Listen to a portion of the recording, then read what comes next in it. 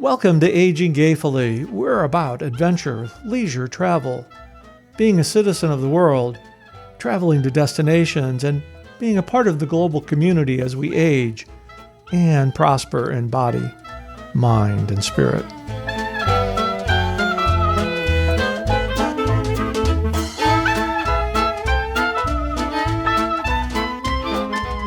Welcome to Aging Gayfully. I'm Josh. And I'm Chris. Well, Christopher, just depends what day of the week it is. Does it? Now, what days are more suited to Chris and what days are more suited to Christopher? I guess that's just who I'm talking to that day. And so, but I'm talking to a lot of people here today. So it could be Chris or Christopher or the bow tie guy. And now I have competition with another bow tie guy. I am wearing a bow tie today in honor of you. Actually, I'm wearing it for three reasons. In honor of you, firstly. Secondly, is to restrict blood flow to my brain so that I can probably be a little bit more interesting talker and get out of my own way. And this is a psychological thing that we can delve into at another time.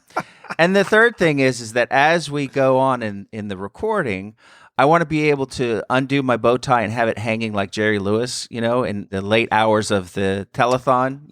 You know that? I remember that. He'd be all like cigarette in hand. And scotch and soda on the other hand.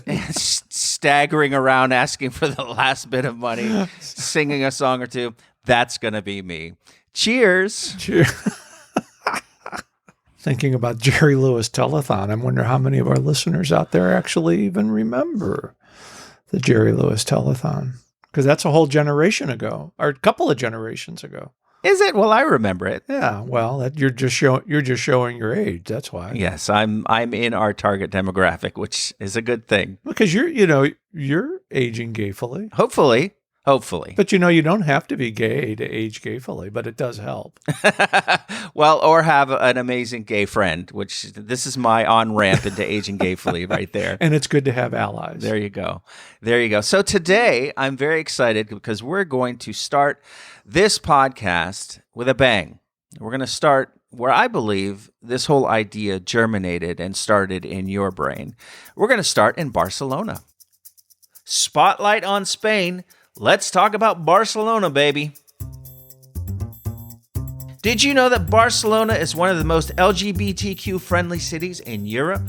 Madrid may have the largest gay community in Spain, but Barcelona, with its anti-homophobia law adopted in 2014, and vibrant LGBTQ club scene and festivals, is no doubt Europe's gay summer party hotspot. There are also nearly 3 million cruisers passing through the 7-terminal cruise port of Barcelona every year, making it the 6th busiest spot in the world and number 1 in Europe. Barcelona has the largest metropolitan park in the world, 22 times larger than Central Park in New York City, if you were wondering. Pablo Picasso, the famous Spanish artist, put his roots down in Barcelona. The artist who introduced Cubism to the world spent his developing years there and studied at the School of Fine Arts. If you're there, pop round to the Picasso Museum, which has over 3,500 of his artworks on display. Barcelona, it's a happening place. Oh, my heart is in Barcelona. Yes. And actually, you're spot on target, Josh. This concept all started in Barcelona and my love for Barcelona and what Barcelona and the people and the culture in Spain helped me move on. Move on's not the right word. Helped me through my grief process. As you were going through that process, is that when you first became aware of Barcelona? Is that when you were bit by the bug, or did it happen before then?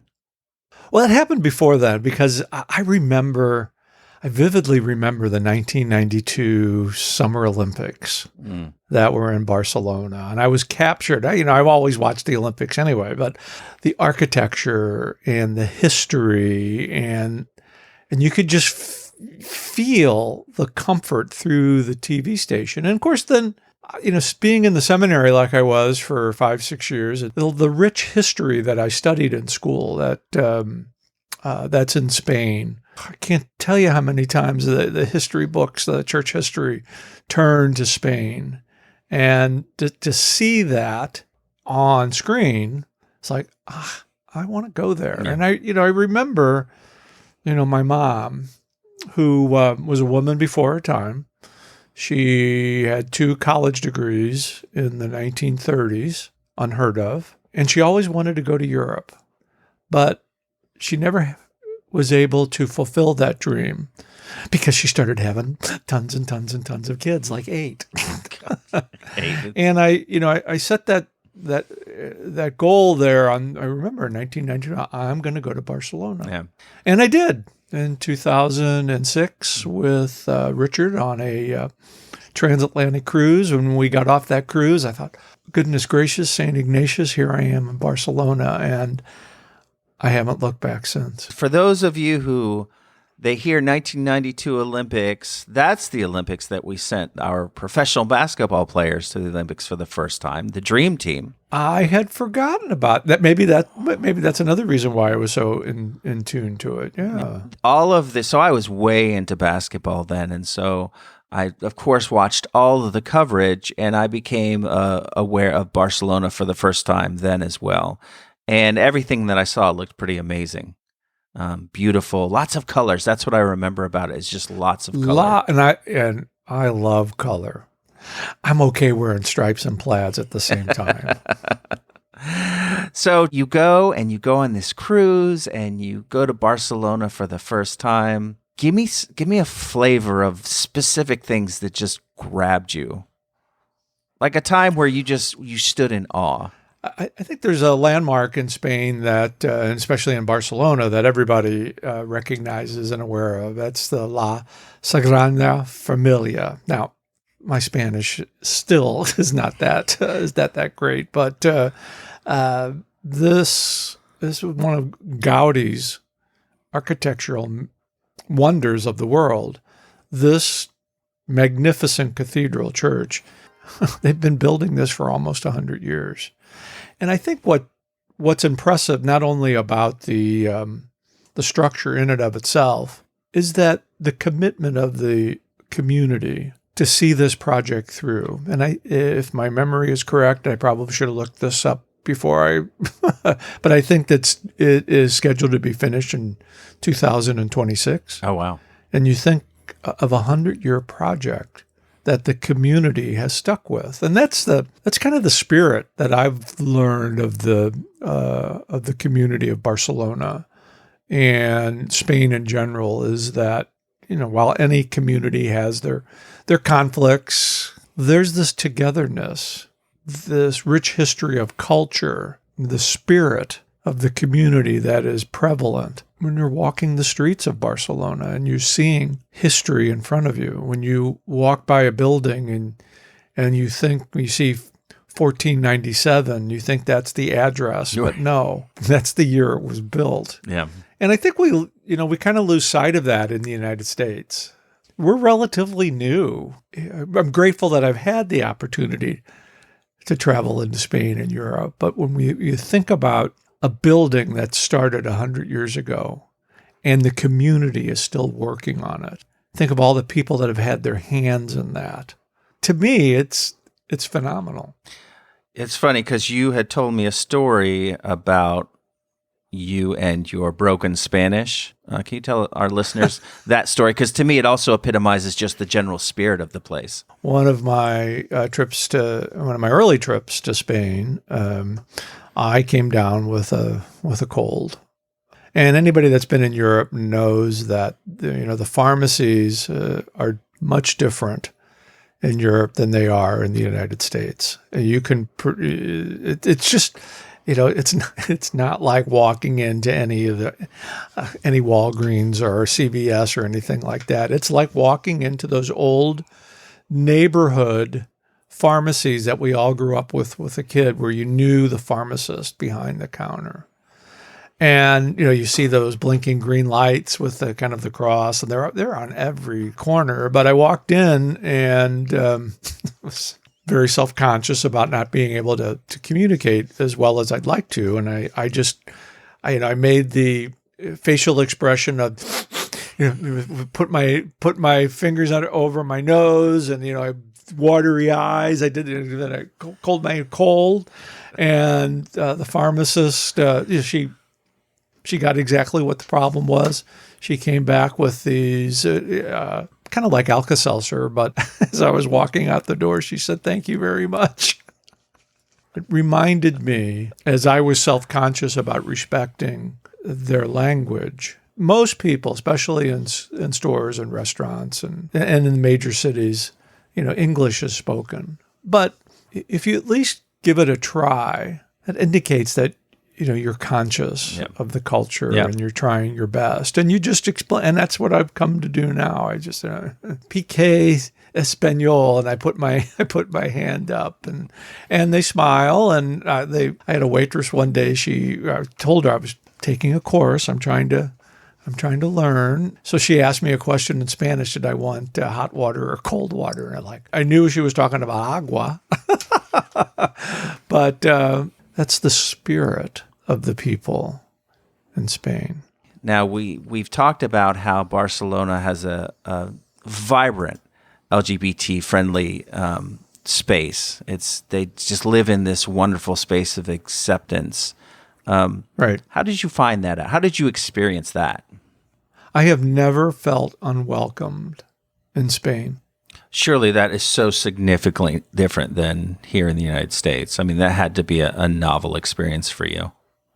Well, and I recall on one of our group cruises, I know some of our listeners are going to be familiar with Dr. Lauren Olson, author of Coming Out After 50 and latest book, No More Neckties.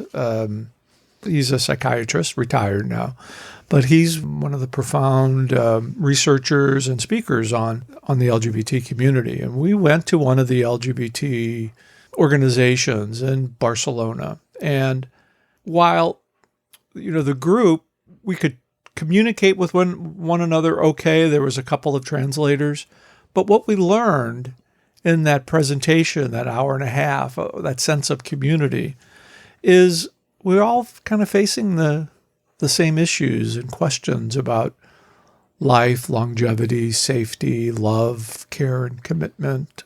And I think as I look back on that, and that's one of the reasons why I've been wanting to do this Aging Gayfully brand, because I want to age gayfully. I don't want to have my later years in life as restricted as my early adulthood years were, where you were trying to figure out your place in life, why my likes and dislikes seem to be different than, the norm. Well, what is the norm? But when you're living your heart's intent, that's when you really age gayfully. And I think there's so many of us out there not living our heart's content and doing the mental gymnastics about what society says you should be rather than what your heart is telling you. That's the message we want to be able to give to people. Follow your heart. Because one of the things I learned in the seminary, I could go through all the different philosophy and theology classes, which I definitely loved. But I also learned that the spirit dwells in your heart. Your heart's going to tell you whether or not what's right or wrong, not your mind. And if you can learn to turn off all the noise that other people are saying about how you should be and pay attention to your heart, then you can go to these groups in different cultures that are facing some of the similar issues. You recognize then that, we're really not all that much different. Yeah, I think that the concept of normal probably has done the most damage of any other concept that's ever been constructed by humanity. There is no normal. There are commonalities, and I think society creating the idea of a norm is us attempting to build consensus, but it's forcing consensus. It's not building consensus, and it's not taking advantage of the fact that we have certain universal needs, the need to feel safe, the need to feel physically safe, emotionally safe, the need to, be protected, the need to connect with people. All of these things are things that we should be unifying over. But it's probably a lot easier to say, okay, well, you need to cut your hair short, you need to wear long pants and a nice tie, and you need to act in these certain prescribed ways. We all have baggage from our upbringings. How do you work through that baggage? One of my baggages was, you got to get up early and go to work and work real hard, and then you got to get, you got to have this routine, and it's got to, it's 8 a.m. to 5 p.m. And it's like, no, wait a minute. I never fit that description that my father tried to drill into me. I've been kind of a free spirit most of my life. Some of the most unhappy times in my life has been when I'm, and this is all in retrospect, is feeling like I had to do something just because I had to do something. Yeah. Like work that 8 to 5 job. And when I look back on my career and the things that I've done, and I like to say that I've done I've had a cornucopia of life, from professional bowling to being in the seminary.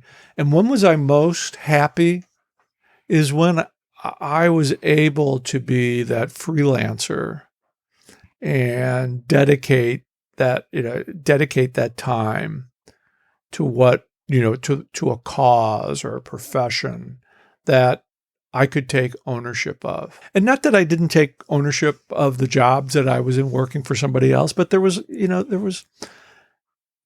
always that tinge of having to do something that you didn't really want to do. I'm laughing because I could not identify with this any more than I do. And this is where the parallel with my mom comes in. 2 college degrees in the 30s, and then became, and I say this in all then became a baby factory like a lot of women did in that era, especially a lot of the Catholic women. Yeah. Never had an opportunity to follow her dreams and go to Europe. And I look back as I see all these opportunities for nomads where you can go out and freelance and just travel the world. And it's like, where was that 20 years ago? Right. But you know what? I can still be a 66-year-old nomad. And that's going to be one of the spirits of Aging Gayfully as we move forward is, live your life, create a life that you love. Nobody's going to create it for you. Yeah, but you have to step into your comfort zone. And that's what I'm attempting to do with Aging Gayfully. And this is all happening because this is something been on the plate for a few years, but then somebody by the name of Josh Wilson appeared on the scene. Just wandering around. And, yep. And why not give this a shot and see where it goes? Aging gayfully, aging happily, aging in peace. It's almost like it's a justice issue. The play on words here is, well, I identify as a gay person. That word gay these days, why is that so offensive to so many people? Well, a certain segment of people. Yeah. The word gay meant something different in the 30s, 40s, and 50s. In fact, one of my favorite songs right now is Diana Krall and Michael Bublé. They're doing a duet, and it's a ballad about being left at the altar. Michael Bublé's part in this is, and this song was probably, I think it was probably written in the 40s or 50s, and he said, I was so gay, feeling good, and I was so gay. Well, you know what? I want to feel good. I want to feel gay. I want to live the rest of my life in peace and happiness. And I don't want to be, I think that's what everybody wants to live. I swear to you, Chris, I thought you were going to bring up the Flintstones theme song. Now there's another one. Yeah, No, we'll have a gay old time. That's how they we'll have a ended. gay old I mean, time. come on now. I mean, I always did have my suspicions about Fred and Barney, but I'm imagining in the Stone Ages, See, they were. imagine, it was even more difficult to be who you were. I think that if we could communicate no other message, it's not a cliche to say that every day can be a new beginning. Every day. And bringing this back to Spain and culture and Barcelona and the Spaniards, here's where my dyslexia kind of gets things mixed up. I said, do we work to live or live to work? But most European countries are different than we are, right? This is uniquely an American thing. Right. I've been very fortunate to travel to Barcelona and Madrid, two of the major cities. I haven't been to Valencia yet, but I've been to some of the smaller cities like Cadiz and Malaga and many others that Ronda. Oh my God, Ronda is like, oh my God, beautiful. And one thing that's common is they have these plazas where the community gathers. They do take their siesta in the middle of the afternoon, but at night the community is vibrant. Yeah. There's people out gathering, being together. I think that's some of the spirit that we want to be able to demonstrate as we move forward with the Aging Gayfully is the spirit that the Spaniards bring to community. They have their political issues like we do, but the community, the togetherness, when you see people talking amongst themselves, walking back and forth in the tapas bars where they're sharing such a romantic experience with food and drink and community. The other major component of this is the safety that you feel of getting on public transportation and knowing that you can pretty much go anywhere or walk anywhere at night and feel safe. Whether you are gay or not, that's not a thing that you feel in many cities in the United States. So you can get to anywhere in Barcelona on the metro. You don't need a car unless you're living out in the burbs. But I wouldn't want to live in the burbs. Why would I want to do that? Yeah. I want to age gayfully right in the center where I can walk to the grocery store. I can walk to the bus line. I can get to the train station and go to, I'd be in Madrid in a couple of hours, or I can be in the southern part of Spain in 4 or 5 hours. Or you know what? I can hop on a plane and go over to Paris for $100 in 2 hours. I'm curious though. So you're talking about this spirit of community and the spirit of welcome. I work with seniors and have done for the past 8 years.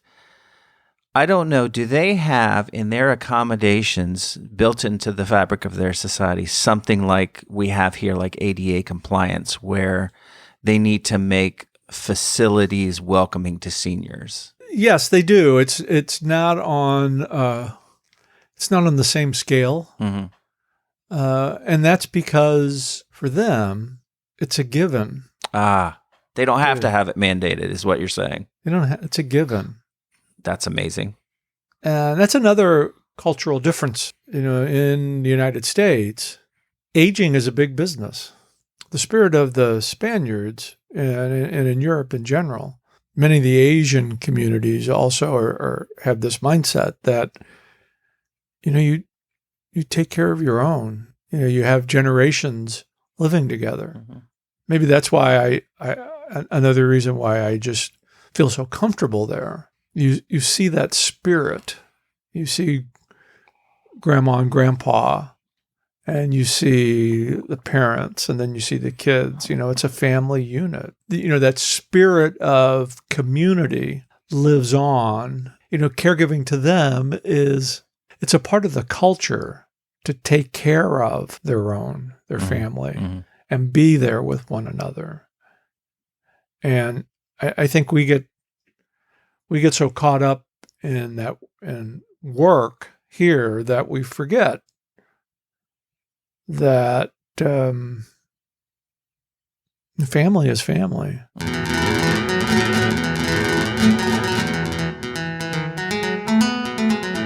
Here's a quick travel tip. If you find yourself in Spain, which I hope you do, here are some phrases that might be helpful. First, tengo té. Repeat after me. Tengo té.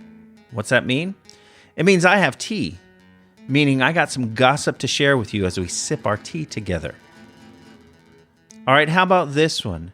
Me voló la peluca. Repeat after me. Me voló la peluca. What does that mean? It means that you're surprised in a pleasant way. And it literally means my wig flew off. I like that one. All right, how about this next one? Y la que soporte. Repeat after me. Y la que soporte. And that basically means it's true whether you like it or not. Lastly, there's this one. No me bufes. Again, repeat after me. No me bufes. That means don't shade me. Don't talk bad about me. Don't call me out. So there are your helpful Spanish phrases. I hope you get to use them soon. The title of this episode is Love in Barcelona, and we chose that very specifically. Now, what you've just described is a culture that seems steeped in love, but how does this phrase love in Barcelona particularly resonate with your story? It's very personal, but I think it's important to be able to talk openly about life and how I got to this process of aging gayfully. And while I'm very grateful to have a Pulitzer Prize nominated caregiving story about my life, our life together with my now deceased partner, Richard Schiffer, that story about loss and where to find yourself after loss. It's quite a bit of entanglement, and I'm not saying that my story is any different than anybody else, because everybody loses somebody that they love and care about. But how do you find that path afterwards, after you lose the love of your life? Where do you find your purpose? Like for caregivers, especially if it's a spousal or a partner caregiver, it's like losing two relationships in one, that pre-established relationship that was already there, and then that caregiving relationship, which takes relationships to the next level.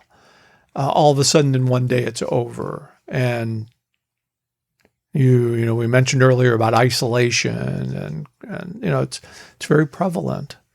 And my life after caregiving journey has had its ups and downs, personally, professionally, financially, finding that comfort zone. And I was asked often, do you think you'll ever fall in love again?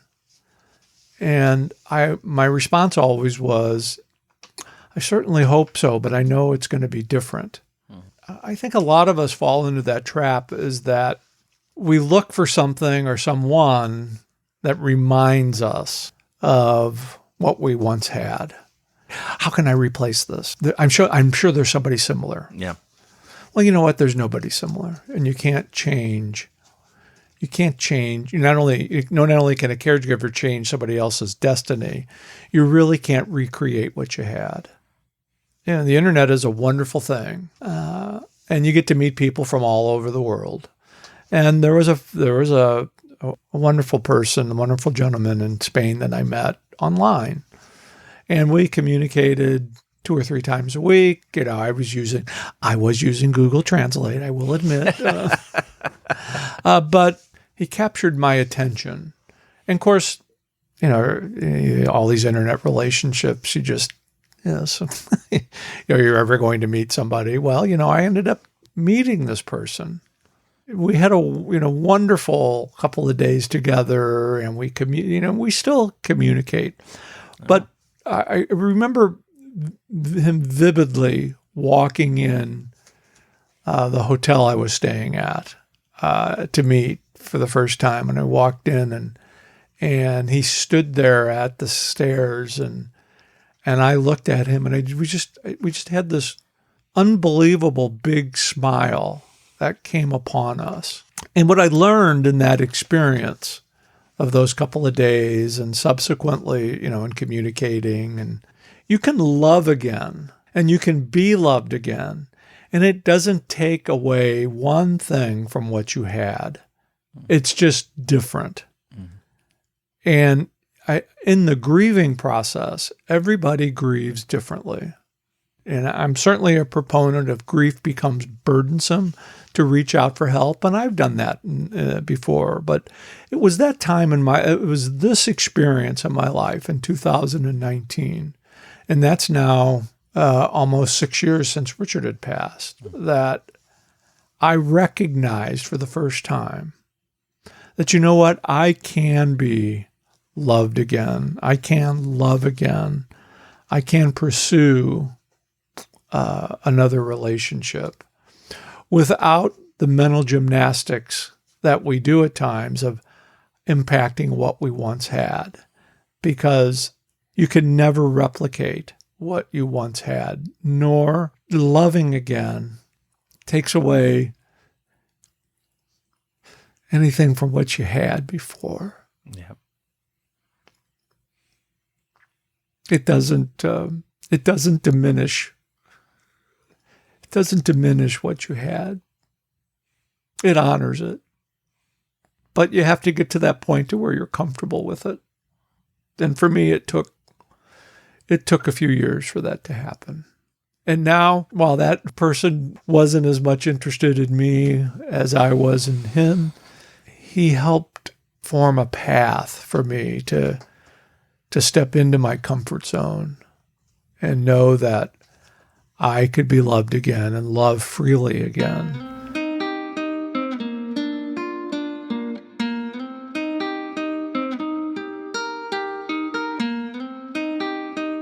Well, my new friends, that's the first episode of Aging Gayfully. Thanks for joining us. We encourage all of our listeners to subscribe to Aging Gayfully on your favorite podcast channels. And also check us out on social media, Aging Gayfully, and at AgingGayfully.com. And so that's Chris, I'm Josh, and together we hope that you go into this day, into this week, into the rest of your life, Aging Gayfully.